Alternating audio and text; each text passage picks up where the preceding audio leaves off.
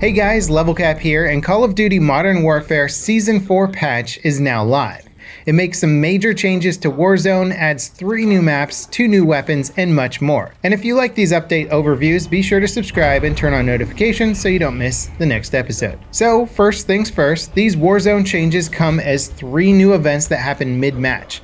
There's a jailbreak that respawns all dead players, a fire sale that drops prices at buy stations up to 80%, and supply choppers that you can destroy to get some high tier loot. Obviously, I've only had a limited amount of time to test changes, but so far, I wouldn't say they make a dramatic change to the overall flow of a match. And the jailbreak is a little bit much if I'm being honest. You're given so many different ways of returning into a match, and all of them have to be earned. Just respawning all dead players feels kind of like a cheap gimmick that's just going to ruin the later half of a typical Warzone round. I felt the same way about the Stimulus Solos mode that respawned players if they had a certain amount of cash. That mode slowed down the pace of matches and led to a ton of deaths from people dropping in on roofs unexpectedly. We'll have to see how long Infinity Ward leaves these events enabled. That said, Jailbreak is a random event, which means you might not see it in every match. The other 2 Warzone events, Fire Sale and Supply Choppers, don't mix things up too much, but I think they're still really good additions to Warzone. Being able to cheaply resupply and get some kill streaks for the late game is absolutely great, and the Supply Choppers are a good bait for tracking down squads. There's also a new contraband contract system in Warzone that has a chance to spawn after completing a standard one.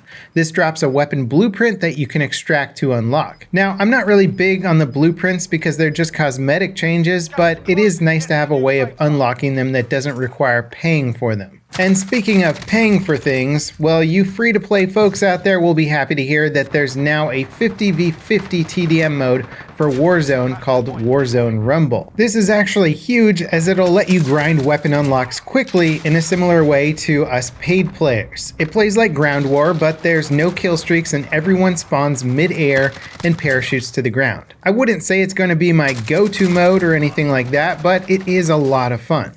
The only catch is that matches take place on a randomly selected area of the Warzone map, and some are better than others. Probably the most exciting addition to the game with the Season 4 update are the 2 new guns, the Fennec SMG and the CR56 assault rifle. They're unlocked at Battle Pass level 15 and 31 respectively as free tier items. The Fennec is a low damage, high rate of fire SMG that is probably going to dominate in close quarters. Its fire rate is over 1,000 RPM, which gives it an insane base TTK. Basically, it'll instantly drop someone in extreme close quarters like a shotgun. Of course, to balance it out, it only has a 25 round magazine, and you'll dump the entire thing just getting 1 kill. If you level it up a bit, you can unlock a 40 round drum mag that will help a lot with the limited magazine capacity. But even with the 40 round mag, you're still going to find yourself reloading and running out of bullets often. That extremely high RPM just makes this thing a bullet hose, and you're going to need a lot of those bullets because of the low damage. Overall though, I think the Fennec is probably a contender for one of the best extreme close quarter weapons next to the MP5. It's an incredibly fast, accurate, and lethal SMG, especially when used with the right attachments and sleight of hand. In Warzone, it's still decent, but you'll probably be sticking with the Grau as your overall meta weapon of choice. The CR56 assault rifle is also quite deadly. If I had to give you a napkin note summary of it, I'd call it the upgraded AK-47. It's got a moderate rate of fire, high damage, decent recoil, and slightly sluggish handling. That said, of the 2 new weapons, it is my favorite. This thing just feels so dang lethal, especially compared to the Fennec. Again, I don't think it will cause a massive shift in the overall meta, especially for Warzone. The recoil of the CR56 prevents it from being laser accurate, so the Grau is just still the go-to medium range weapon. But in standard multiplayer and ground war, the CR56 might be my new favorite assault rifle.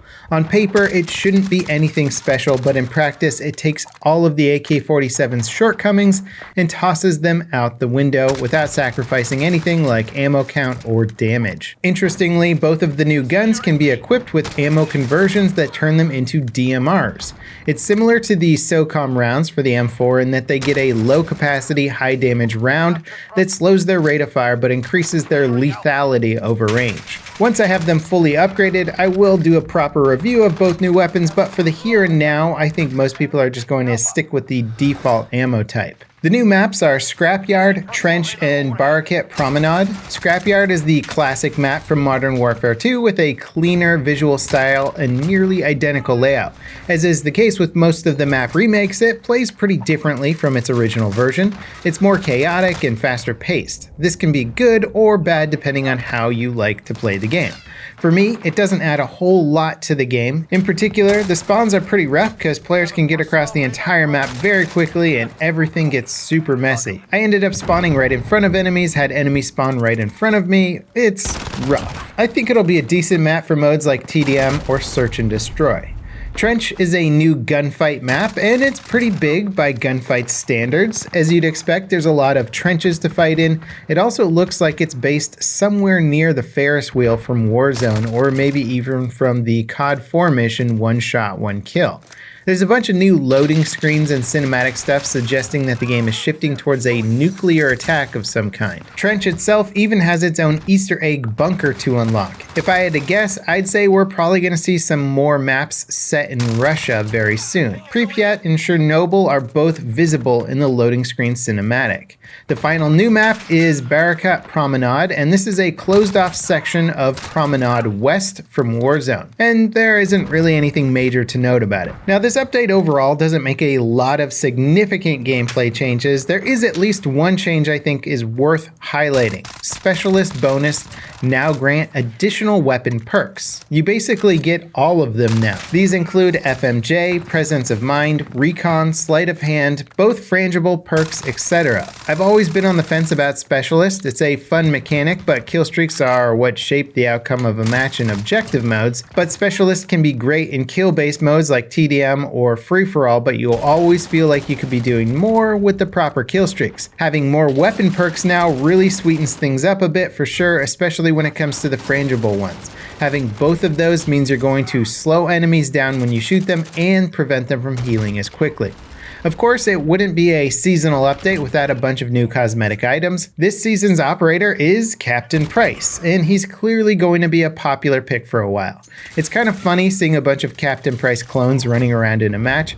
Most of the other operators kind of blend in with one another, but Price is such a recognizable and distinct character that he really just sticks out. There's also a new watch that displays a live minimap and supposedly works in all modes, even hardcore. This could have some major gameplay implications if it turns out to work in hardcore or realism, so I'll be sure to test it out in a future video. As for my overall thoughts on the update, to be honest, I'm a little bit let down. The new content is nice, but it's not like the past seasons where we got some significant updates and maps.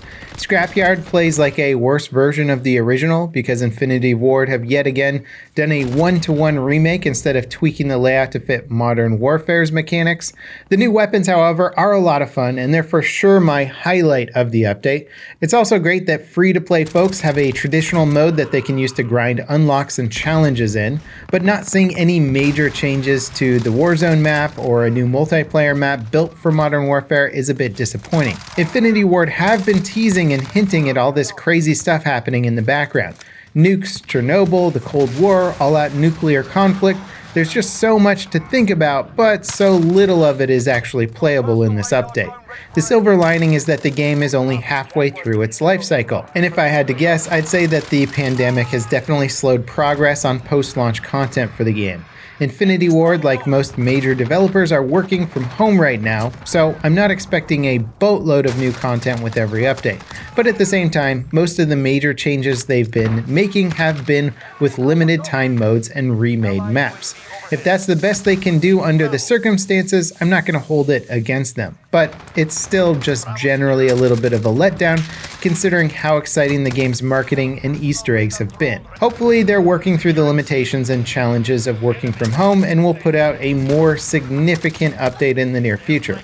All signs point to something big on the horizon. Hopefully it's not smoke and mirrors. Later in this season, we'll be getting a new map and weapon. The new map, Treasure Park, had an image of it data mined, and it looks like a pretty decent night map. As for the new gun, it's called the Raytech AMR, but it's pretty much the Barrett 50 cal. And anyway guys, that's basically it for the highlights of the Season 4 update. Stay tuned for a full weapon review of both guns and keep an eye on the channel for more Modern Warfare coverage.